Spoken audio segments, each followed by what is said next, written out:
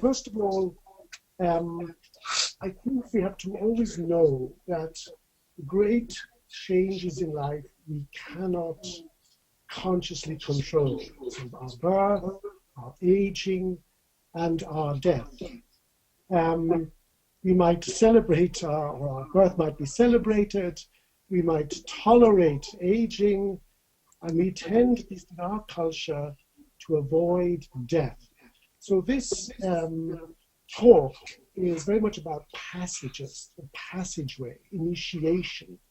And the one about death is, I would call, the missing passage, or the one passage, the one journey in life that we tend to avoid.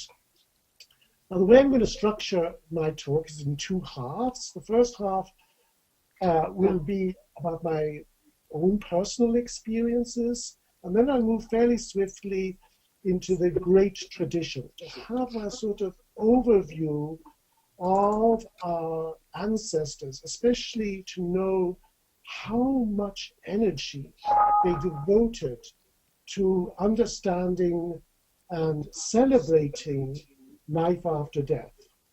And in the second part, I'll talk about the influences in my life that have affected me. Edgar Cayce was one, Christian mysticism, and of course Jung.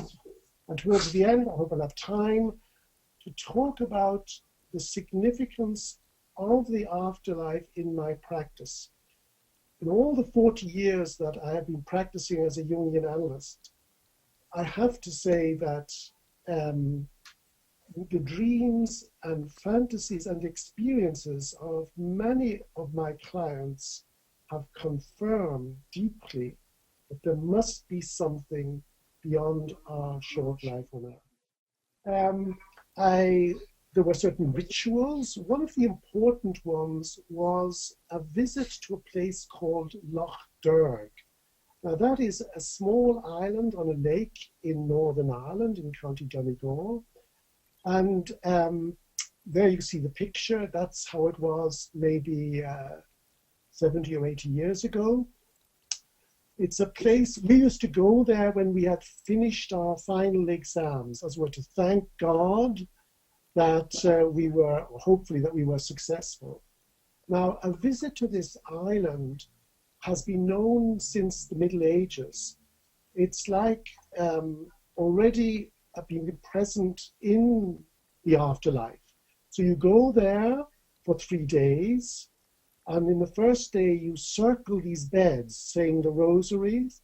You don't sleep all night. You stay in the church in the nighttime. You don't eat the first day and the second day.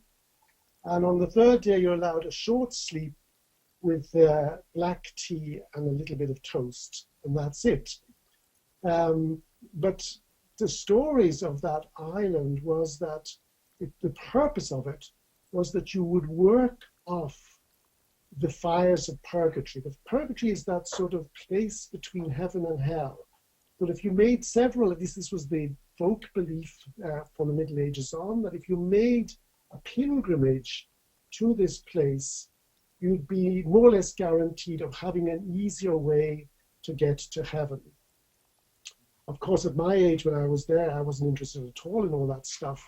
I was just thinking of the next good meal and the next night's sleep.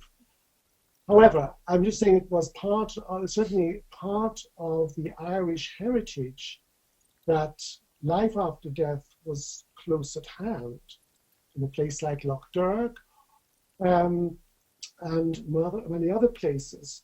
It's the wild Irish landscape that, especially at winter, sometimes looks like a huge graveyard. It's gnarled hawthorn bushes, its stone walls, and its ruined cloisters, which you will see a picture of. Ross Early, it should come on now. There are about 2,000 ruined cloisters like this in Ireland, some small and some big like this one you're looking at.